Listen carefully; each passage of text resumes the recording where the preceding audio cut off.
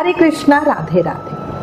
अब हम अधिक मास के शुक्ल पक्ष की पद्मिनी एकादशी की दो बहुत ही पुण्यदायक पौराणिक व्रत कथा सुनेंगे। इन कथाओं के सुनने मात्र से हमें बहुत उत्तम फल मिलता है। पद्मिनी एकादशी बहुत ही पावन और फलदायी एकादशी है। इस एकादशी का व्रत सभी को रखना चाहिए, पर जो व्रत ना रख सके वो पूजा जरूर करे, कथा जरूर सुने। अब कथा शुरू करती हूँ। पहली कथा।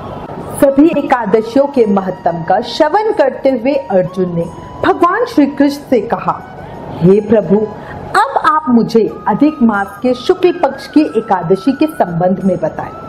इस एकादशी का नाम क्या है तथा इसके व्रत का क्या विधान है?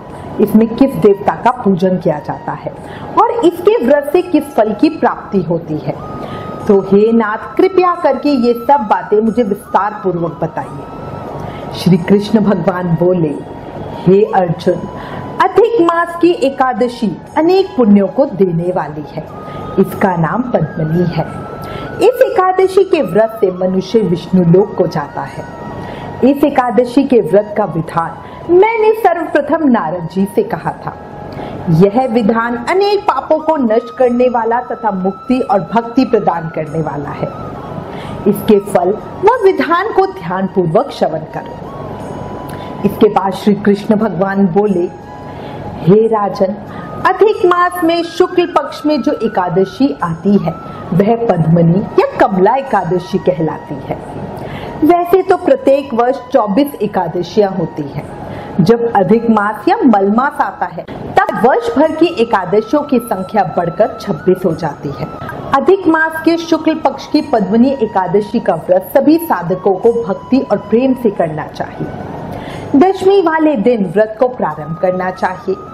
इस दिन कांसे के पात्र का किसी भी रूप में प्रयोग नहीं करना चाहिए तथा मांस, मसूर, चना, कोदो, शहद, शाक और पराया अन्न, इन सब खाद्य पदार्थों का त्याग करना चाहिए। इस दिन हविष्य भोजन करना चाहिए और नमक नहीं खाना चाहिए। दशमी की रात्रि को भूमि पे शयन करना चाहिए और ब्रह्मचार्य पूर्वक रहना चाहिए। एकादशी के दिन प्रातः नित्य क्रिया से निवृत्त होकर दातुन करना चाहिए और 12 बार कुल्ले करके पुण्य क्षेत्र में जाकर स्नान करना चाहिए। उस समय गोबर, मृतिका, तिल, कुशा, आमल की चूर्ण से विधि पूर्वक स्नान करना चाहिए। स्नान करने से पहले शरीर पर मिट्टी लगाते हुए उसी मिट्टी से प्रार्थना करते हुए कहना चाहिए, हे मृतिके, मैं तुमको प्रणाम करता हूँ। तुम्हारे स्पर्श से मेरा शरीर पवित्र हो। सभी औषधियों से पैदा हुई और पृथ्वी को पवित्र करने वाली तुम मुझे शुद्ध करो। ब्रह्मा जी के थूक से पैदा होने वाली तुम मेरे शरीर को स्पर्श करके मुझे पवित्र करो। हे शंख चक्र गदाधारी देवों के देव पुंडरीकाक्ष, आप मुझे स्नान के लिए आज्ञा दीजिए। इसके बाद वरुण मंत्र को जप कर पवित्र तीर्थों के अभाव में उनका स्मरण करते हुए किसी तालाब में स्नान करना चाहिए। स्नान करने के उपरांत स्वच्छ और सुंदर वस्त्र धारण करके तथा संध्या तर्पण करके मंदिर में जाकर प्रभु का पूजन करना चाहिए। स्वर्ण की राधा सहित कृष्ण भगवान की मूर्ति और पार्वती सहित महादेव जी की मूर्ति बनाकर पूजन करें। धान्य के ऊपर मिट्टी या तांबे का कुंभ रखना चाहिए। इस कुंभ को वस्त्र तथा गंध आदि से अलंकृत करके उसके मुंह पर तांबे, चांदी या सोने का पात्र रखना चाहिए। इस पात्र पर भगवान श्री हरि की मूर्ति रखकर धूप, दीप, नैवेद्य, पुष्प, केसर आदि से उनका पूजन करना चाहिए। इसके बाद भगवान के सम्मुख नृत्य व गायन आदि जरूर करना चाहिए। उस दिन किसी भी पतित तथा रास वाला स्त्री को स्पर्श नहीं करना चाहिए। भक्तजनों के साथ प्रभु के सामने पुराणों की कथा सुननी चाहिए। अधिक मास की शुक्ल पक्ष की पद्मिनी एकादशी का व्रत निर्जल रहकर करना चाहिए। यदि मनुष्य में निराहार रहने की शक्ति ना हो तो उसे जलपान या अल्पाहार से व्रत करना चाहिए। रात्रि में जागरण करके नृत्य तथा गायन करके प्रभु का स्मरण करना चाहिए। प्रति पहर मनुष्य को भगवान श्री हरि या शंकर जी का पूजन करना चाहिए। पहले पहर में भगवान को नारियल, दूसरे पहर में बिल्व फल और तीसरे पहर में सीताफल और चौथे पहर में सुपारी नारंगी अर्पित करने चाहिए। इस तरह करने से पहले पहर में अग्निहोम, दूसरे में वाजपेयी यज्ञ, तीसरे में अश्वमेध यज्ञ का और चौथे में राजसूय यज्ञ का फल मिलता है। इस व्रत से बढ़कर संसार में कोई यज्ञ, तप, दान या पुण्य नहीं है। एकादशी का व्रत करने वाले मनुष्यों को सभी तीर्थों और यज्ञों का फल प्राप्त हो जाता है। इस प्रकार से सूर्योदय तक जागरण करना चाहिए। फिर द्वादशी को स्नान करके ब्राह्मणों को भोजन कराना चाहिए। सभी पदार्थ भगवान की मूर्ति सहित उत्तम ब्राह्मण को देना चाहिए। इस तरह जो मनुष्य विधान पूर्वक प्रभु का पूजन तथा व्रत करते हैं उनका जन्म सफल हो जाता है और वो इस लोक में अनेक सुखों को भोग कर अंत में विष्णु लोक को जाते हैं। हे अर्जुन, मैंने तुम्हें एकादशी का पूरा विधान बता दिया। अब जो पद्मनी एकादशी का भक्ति पूर्वक व्रत कर चुके हैं उनकी कथा कहता हूँ, ध्यान पूर्वक सुनो। यह सुंदर कथा महर्षि पुलस्त्य ने नारद जी से कही थी। एक बार कार्तिवीर्य ने रावण को अपने बंदी गृह में बंद कर लिया। उसे महर्षि पुलस्त्य ने कार्तिवीर्य से विनय करके छुड़ाया। इस घटना को सुनकर नारद जी ने महर्षि पुलस्त्य से पूछा, हे महर्षि, इस मायावी रावण को जिसने सब देवताओं सहित इंद्र तक को जीत लिया, उसे कार्तिवीर्य ने किस प्रकार जीता? कृपया कर मुझे विस्तार पूर्वक समझाइए। महर्षि पुलस्त्य ने कहा, हे नारद, आप पहले कार्तिवीर्य की उत्पत्ति की कथा सुनो। ऐसा कहकर महर्षि पुलस्त्य नारद जी को इस व्रत की कथा सुनाने लगे और कथा शुरू करते हुए बोले, हे नारद जी, पूर्व काल में त्रेता युग में हय नामक राजा के वंश में कृतवीर नाम का राजा महिष्मतीपुरी में राज्य करता था। उस राजा की 1000 परम प्रिय रानियां थी। उनमें से किसी के भी राज्य का भार संभालने वाला योग्य पुत्र नहीं था। देवता, पितृ, सिद्ध तथा अनेक चिकित्सकों आदि से राजा ने पुत्र प्राप्ति के लिए काफी प्रयत्न किए, लेकिन सब असफल रहे। राजा ने सम्मान पूर्वक ब्राह्मणों को बुलाया और पुत्र की प्राप्ति के लिए यज्ञ कराए, किंतु वे भी व्यर्थ रहे। जिस प्रकार दुखी मनुष्य को भोग नीरस मालूम पड़ता है, उसी प्रकार राजा को भी अपना राज्य पुत्र बिना दुखमय प्रतीत होता था। अंत में वह तप के द्वारा सिद्धियों को प्राप्त जानकर तपस्या करने के लिए वन को चला गया। महाराज के साथ उनकी परम प्रिय रानी, जो इक्ष्वाकु वंश में उत्पन्न हुए राजा हरिश्चंद्र की प्रमदा नामक वाली कन्या थी, राजा के साथ वन में जाने को तैयार हो गई। दोनों अपने मंत्री को राज्य भार सौंपकर राजसी वेश त्याग कर गंधमादन पर्वत पर तपस्या करने चले गए। उस स्थान पर इन लोगों ने 10,000 वर्ष तक तप किया, किंतु सिद्धि प्राप्त ना हो सकी। राजा की देह मात्र हड्डियों का ढांचा रह गई। यह देखकर प्रमदा ने श्रद्धा पूर्वक महासती अनसुईया से पूछा, हे माँ, मेरे स्वामी को तप करते हुए 10,000 वर्ष व्यतीत हो गए, किंतु अभी तक प्रभु प्रसन्न नहीं हुए जिससे मुझे पुत्र प्राप्त हो सके। इसका क्या कारण है? कृपया मार्गदर्शन करें। ये सुनकर पतिव्रता कमल नयनी रानी प्रमदा से अनसुईया माँ ने कहा, हे पुत्री, 12 मास से अधिक महत्वपूर्ण मलमास होता है, जो 32 मास के पश्चात आता है।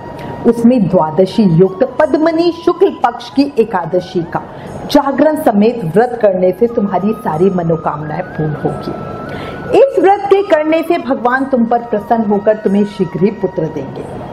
तत्पश्चात देवी अनसुईया ने व्रत का विधान बताया। रानी प्रमदा ने पुत्र प्राप्ति की इच्छा से एकादशी का पूरे विधि विधान के साथ व्रत किया।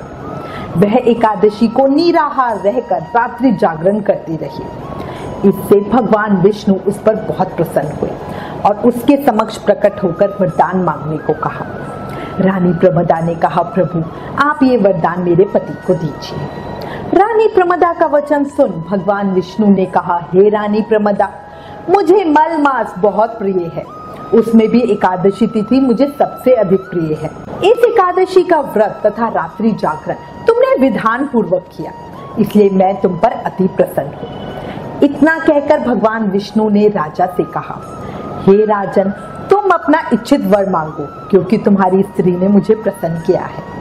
भगवान की अमृतवाणी सुनकर राजा ने कहा, हे प्रभु, आप मुझे सबसे उत्तम, सबके द्वारा पूजित तथा आपके अतिरिक्त देव, असुर, मनुष्य आदि से अजय पुत्र का वरदान दीजिए। राजा को इच्छित वर देकर प्रभु अंतर्ध्यान हो गए। तदुपरांत दोनों अपने राज्य को वापस आ गए। समय आने पर इस व्रत के प्रभाव से रानी प्रमदा के घर पुत्र उत्पन्न हुआ, जिसका नाम उन्होंने कार्तवीर्य रखा, जो बहुत बलवान थे और उनके समान तीनों लोकों में कोई बलवान नहीं था। तीनों लोकों में भगवान के सिवा उनको जीतने का सामर्थ्य किसी में नहीं था। कार्तवीर्य ने ही तीनों लोकों के विजेता रावण को हराकर बंदी बना लिया तथा उसे बांधकर अपने घुड़साल के स्थान पर रखा और घर में रावण के 10 मस्तक पर 10 दीपक जलाकर उसे खड़ा रखा। यह सब पद्मिनी एकादशी के व्रत का प्रभाव था।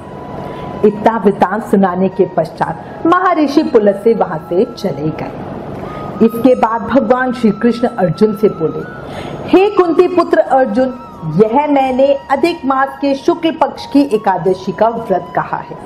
जो मनुष्य इस व्रत को करता है वह विष्णु लोक को जाता है। जो मनुष्य इस व्रत कथा को सुनेंगे वे भी स्वर्गलोक के अधिकारी हो जाएंगे। एकादशी कथा महत्तम समाप्तम। ओम श्री कृष्णाय शरणम मम। अब आपको एक और पुरुषोत्तमा एकादशी व्रत कथा बताती हूँ। कथा इस प्रकार है। अवंतीपुरी नाम की नगरी में शिव शर्मा नामक एक ब्राह्मण निवास करता था। उसके 5 पुत्र थे। इनमें से जो सबसे छोटा पुत्र था वह व्यसनों के कारण पाप कर्म करने लगा। इस कारण पिता तथा कुटुंबी जनों ने उसका त्याग कर दिया। वे अपने बुरे कर्मों के कारण निर्वासित होकर यहाँ वहाँ भटकने लगा। दैव योग से एक दिन वह प्रयाग जा पहुंचा। भूख से व्यथित उसने त्रिवेणी में स्नान करके भोजन की तलाश करनी आरंभ की। इधर उधर भ्रमण करते हुए वह हरि मित्र मुनि के आश्रम में पहुंच गया। पुरुषोत्तम मास में वहां आश्रम में बहुत से संत महात्मा आदि एकत्रित होकर कमला एकादशी कथा का श्रवण कर रहे थे। वह पापी भी वहीं बैठ गया और पुरुषोत्तमा एकादशी की कथा का श्रवण करने लगा। वह पापी खाने के लालच में वहीं उसी आश्रम में बैठा रहा। अब उसने सभी महात्माओं के साथ एकादशी कथा का श्रवण पूजन किया और फिर उन सब के साथ आश्रम पर ही रहकर व्रत भी किया। सभी महात्माओं ने निर्जल व्रत किया। वो भी वहीं उन्हीं के साथ वैसे ही बैठा रहा, जिससे उसका भी निर्जल व्रत हो गया। फिर सबके साथ उसने रात्रि जागरण किया। अगले दिन स्नान आदि के बाद अपने व्रत का पारण किया और वहीं आश्रम पर रुक गया। उसी रात देवी लक्ष्मी ने उसे दर्शन दिए और कहा, हे ब्राह्मण पुत्र, पुरुषोत्तमा एकादशी के व्रत के प्रभाव से मैं तुम पर बहुत प्रसन्न हूँ और तुम्हें वरदान देना चाहती हूँ। ये सुनकर ब्राह्मण पुत्र ने सोचा, जरूर ये एकादशी बहुत महान है जो साक्षात देवी लक्ष्मी ने मुझे दर्शन दिए।